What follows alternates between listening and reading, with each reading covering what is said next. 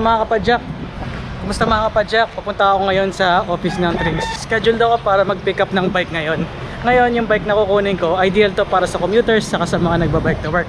Okay, punta muna tayo sa headquarters tapos pag-usapan natin mamaya. Tara. Yung gate na pula. Ayan, nakapasok na ako sa showroom. At check muna natin yung mga items habang hinihintay ko yung bike.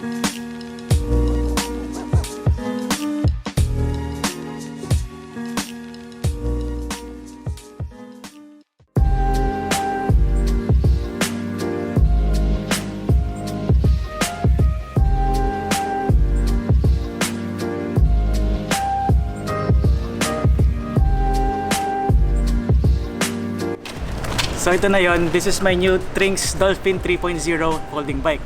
Here it is.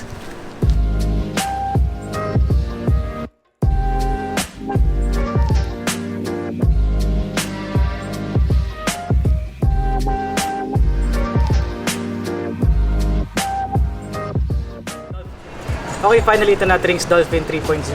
Specifications ito yung drivetrain, Shimano Sora na. Tapos yung crankset, Pro Wheel na Atia. Ito na yung latest model nila na naka Shimano Sora na drivetrain. Usually pag sinabing Shimano Sora, yung STI na shifting eh. Pero since flat bar ito, ang ginamit nila rito, yung pang commuter series nila. Kasi dalawang klase yung nirelease ng Shimano eh. Yung kilalang STI, tsaka yung traditional na shifter.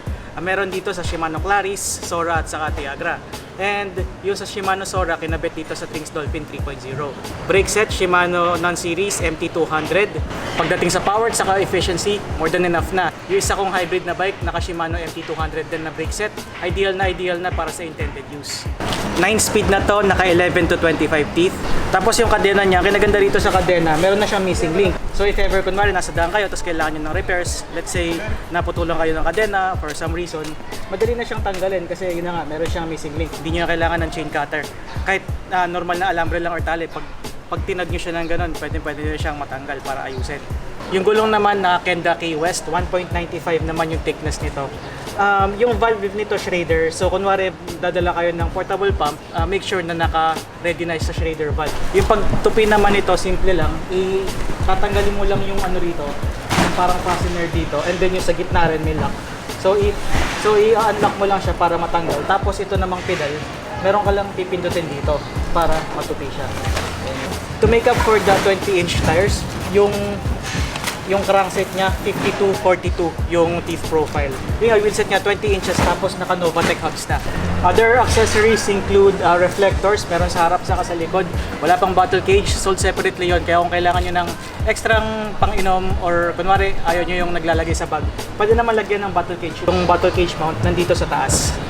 So this is it. This is my new Trinx Dolphin 3.0 provided by Trinx Bikes. Maraming salamat sa inyo, Trinx. And the SRP is 18,000 pesos.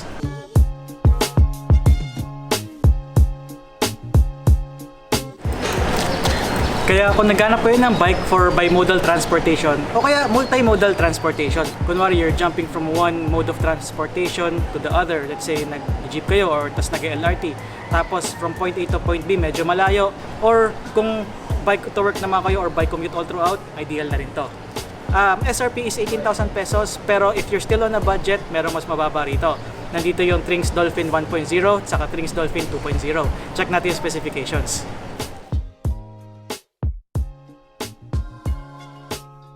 If you're on a budget tapos naghahanap kayo ng mode of transportation sa murang halaga, this is it. This is Trinx Dolphin 1.0. Ano pagkakaiba niya sa ibang variants? Itong Trinx Dolphin 1.0, naka-steel na yung materials niya. Tapos naka-Shimano grip shift siya na shifters, 7-speed. Bukod sa 7-speed na Shimano grip shift, stock na hubs, same mechanic pagdating sa pag-fold nito. Pareho lang sa 2.0 at sa 3.0. Ang pagkakaiba lang, entry-level parts yung nilagay para mas affordable. And then, same 20-inch tires. Tapos mechanical disc brakes naman yung brake set nito. Kaya if you're into casual riding, tapos mga short commutes, or you want to go from point A to point B, mabilisan, this is it. Trinx 1.0. SRP nito is 6,500 pesos.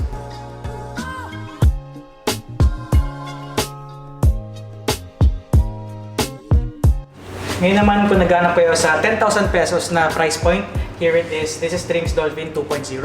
So ito na yung nasa gitna ng Dolphin series na mga folding bikes ng Trinx. Ang pagkakaiba niya sa Trinx Dolphin 1.0 is aluminum alloy na to. Pareho ng 3.0. Same grip shift na shifters. 7-speed din, tapos mechanical disc brakes na rin. Ang difference din niya sa crankset, same naman yung teeth profile. Naka-Trinx na stock na crank arm ito. Ito naman, naka-pro wheel na. Tapos, same accessories, may reflectors na rin. At saka same stock na Trinx na components. Pagdating naman sa tires, para silang 20 inches na Kenda Quest, 1.95 yung thickness.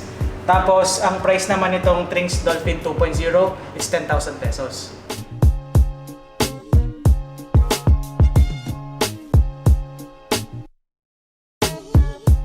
So given the specifications mentioned sa Trinx 1.0, 2.0, and 3.0, ano ang pipiliin nyo sa tatlong bike na yun given your budget? Comment nyo na lang din.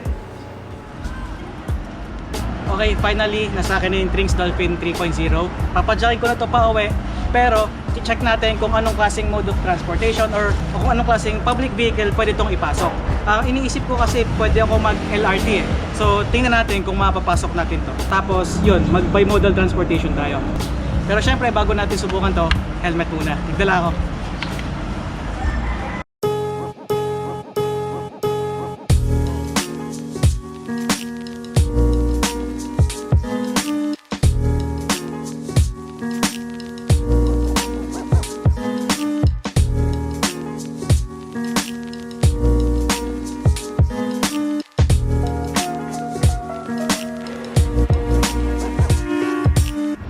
Nandito na tayo sa Monumento Station. Check natin kung pwedeng iakit sa LRT.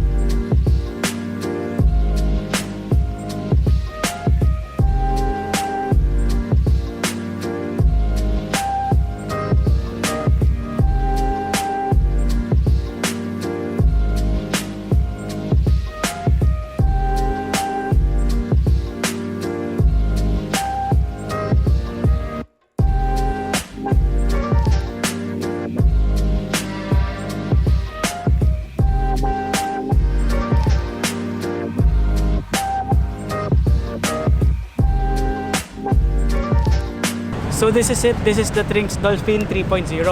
Sinubukan ko mag-ride simula Valenzuela hanggang Monumento, nag-LRT hanggang Central Station, tapos pinay ko na hanggang dito sa Rojas Boulevard. Padyak lang, simpleng stroll lang dito sa Manila para makuha ko yung overall feel ng bike. Nung sinakay ko sa LRT, wala namang reaction yung security guards. Talagang dire-diretso lang naman. At a leisurely pace of 20 km per hour, hindi ka stressed. Pwede mo rin naman pigayin from 25 to 30 km pag nagmamadali kayo. Kaya naman ng bike na to. So that's it. Thank you for watching. This is Trinx Dolphin 3.0. Ideal folding bike for commuters and casual riders. SRP 18,000 pesos. Check nyo na lang sa mga Trinx authorized dealers. There will be more videos like this, kaya subscribe na kayo ngayon. Click the bell button para ma-notify kayo kagad. Uwi na ako, mahaba pa yung biyahe ko. That's it for today. Ride safely.